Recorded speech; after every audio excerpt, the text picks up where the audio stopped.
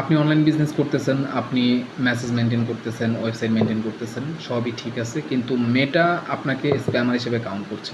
এটা কি আসলে সম্ভব? অর্থাৎ আমি বলতে চাচ্ছি, আপনি যেই অপারেশনগুলো দৈনন্দিন করে যাচ্ছেন আপনার বিজনেসকে অপারেট করার জন্য, সেই অপারেশনগুলো থেকে কোনো কোনো অপারেশন হয়তোবা আপনি ভাবছেন এটা করতে কোনো সমস্যা নেই, আপনার বিজনেসের অপারেশনটাকে সহজ করার জন্য বা প্রফিট মার্জিনটা বের করার জন্য, বৃদ্ধি করার জন্য আপনি অপারেশনগুলো করছেন নির্দ্বিধায়, কিন্তু মেটা এই অপারেশনগুলোকে স্প্যাম হিসেবে কাউন্ট করছে এবং হঠাৎ দেখা যায় আপনার পেজটা ডাউন হয়ে গিয়েছে বা 24 ঘন্টার জন্য ব্যান করে দিয়েছে, রেস্ট্রিকশন দিয়ে দিয়েছে। এরকম সমস্যায় পড়তে দেখা যায় আমাদের অধিকাংশ বিজনেসম্যানদেরকে।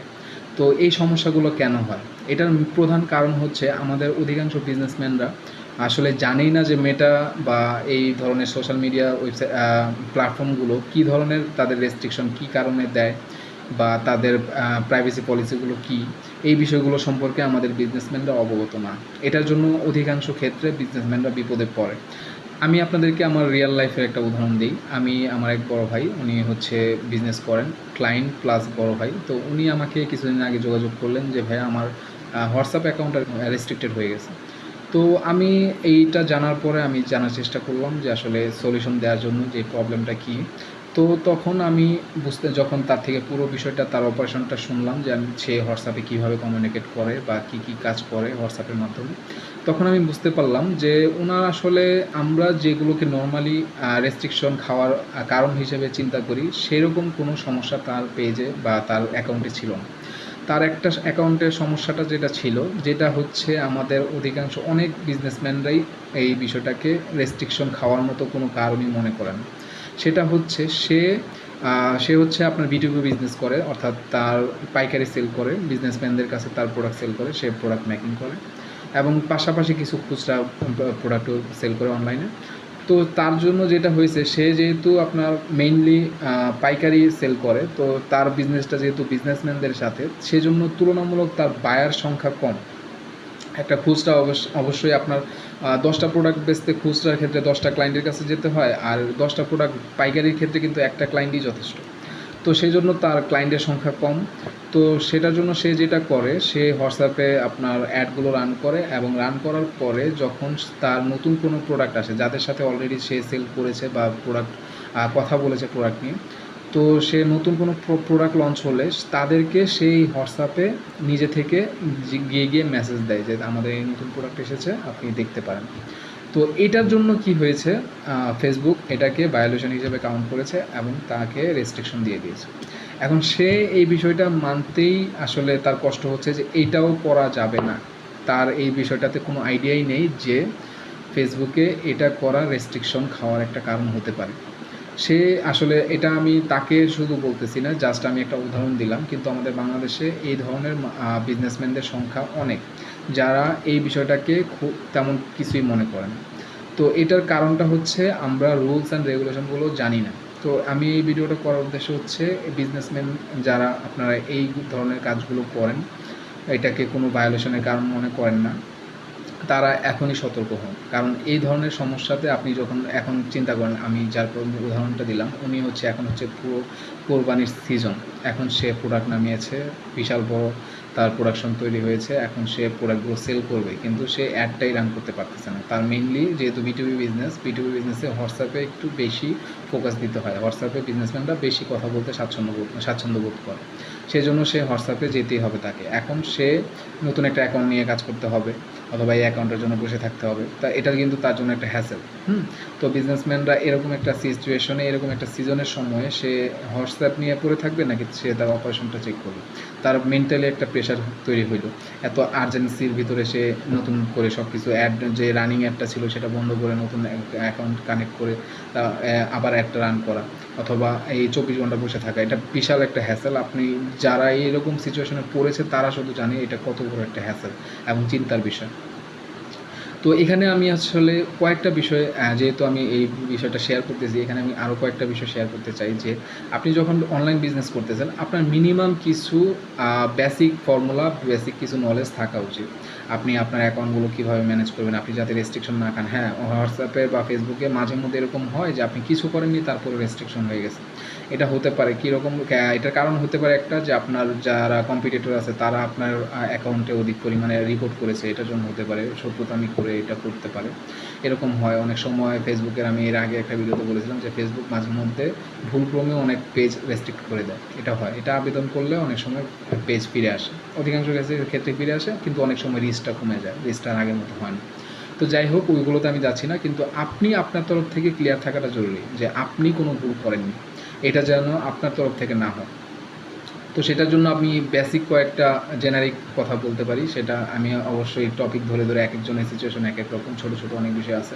প্রথম কথা আমি বলতে পারি যে আপনি যদি মনে করেন যে আপনি একটা কাজ করতেছেন, অপারেশন করতেছেন আপনার হোয়াটসঅ্যাপে বা যে কোনো জায়গায়, তখন হচ্ছে আপনি যেই কাজটাই করেন সেটা আগে চিন্তা করবেন যে এই কাজটা কি এখানে করলে ঠিক হবে কিনা। সেই ক্ষেত্রে আপনি যারা এক্সপার্ট আছে তাদের সাথে পরামর্শ করতে পারেন, অথবা এখন তো আসলে ইউটিউবে বা অনলাইনে রিসোর্সের অভাব নেই, আপনি জাস্ট একটা ইউটিউবে সার্চ করলে যে এই কাজটা করলে কি কোনো রেস্ট্রিকশন খাওয়ার সম্ভাবনা আছে কিনা। যদি মনে করেন আপনি সেই পরিমাণ বোঝার মতো আপনার এই আন্ডারস্ট্যান্ডিংটা আপনার আছে, তাহলে আপনি জাস্ট সার্চ করে আপনি এই বিষয়টা বুঝে ফেলতে পারবেন। কিন্তু অনেকের ক্ষেত্রে হয় এই বিষয়গুলোতে অভ্যস্ত নয়, যার জন্য বুঝতে পারে না। সেক্ষেত্রে তারা একটু কোনো একটা এক্সপার্টের সাথে এটা জিজ্ঞেস করে নেয় যে প্রতিটা অপারেশন আপনি ভেরিফাই করে যে এটাতে আমার রেস্ট্রিকশন হবে কি না, সেটা করা জরুরি। এখন এখানে আমি কয়েকটা জেনারিক পয়েন্ট বলে দিতে পারি, যেটা হচ্ছে মোটামুটি সবার ক্ষেত্রে খাটে, কিন্তু স্পেসিফিক কোনো কিছু আমি বলতে চাচ্ছি না, কারণ সবার ক্ষেত্রে সব কিছু খাটবে না।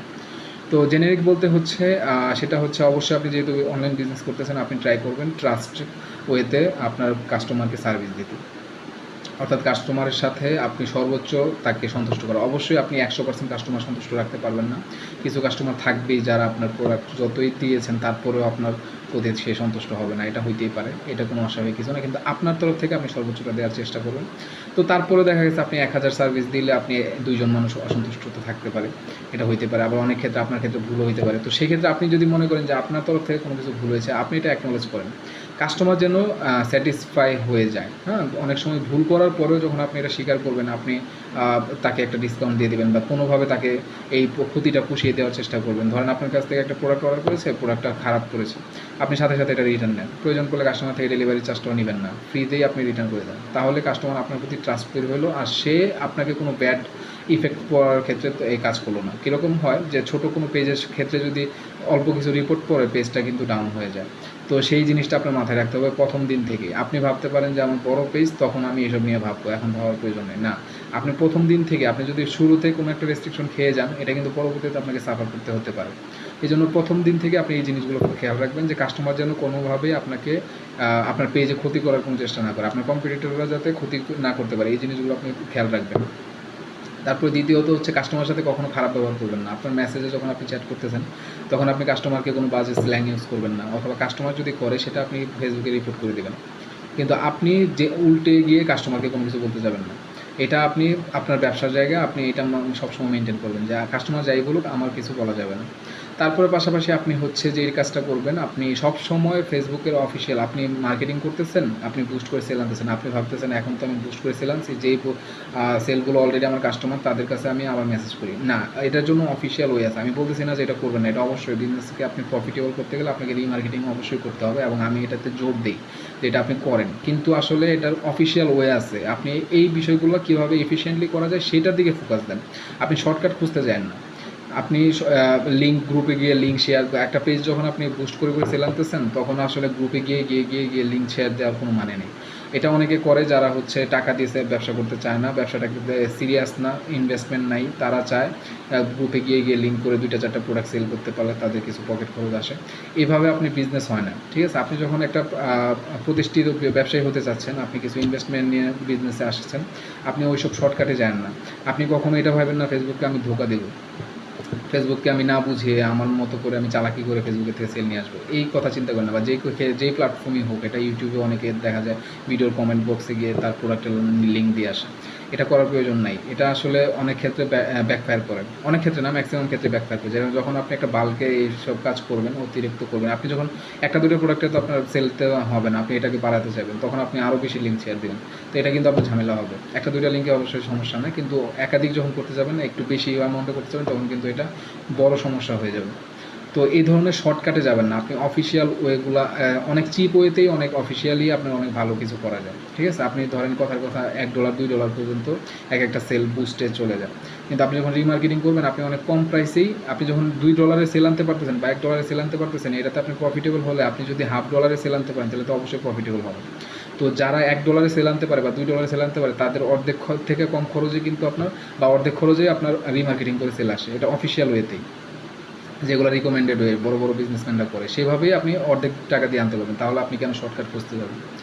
তো এই বিষয়গুলো আপনি মাথায় রাখবেন, আপনাকে অবশ্যই এটা মনে রাখবেন যে আপনি প্রফিট করতে হবে, বিজনেস করতে হবে, টিকে থাকতে হবে, সবই ঠিক আছে, কিন্তু সেটা ফেসবুককে ফাঁকি দিয়ে বা এই প্ল্যাটফর্মগুলোকে ফাঁকি দিয়ে করা যাবে না, কারণ এটা আপনি পারবেন না, শুধু শুধু আপনার বিজনেস পেজটার ক্ষতি করবেন। এর থেকে ভালো আপনি আগে থেকে সতর্ক থাকেন, এইগুলো থেকে বিরত থাকেন। তো এই ছিল আজকের ভিডিও, আশা করি এই ভিডিওটা দেখে আপনারা যদি এই বিষয়গুলোতে সতর্ক থাকেন, ইনশাল্লাহ এরকম হার্ড সিচুয়েশনে আপনি পড়বেন না। তো আজকের মতো এখানে বিদায় নিচ্ছি, আসসালামু আলাইকুম।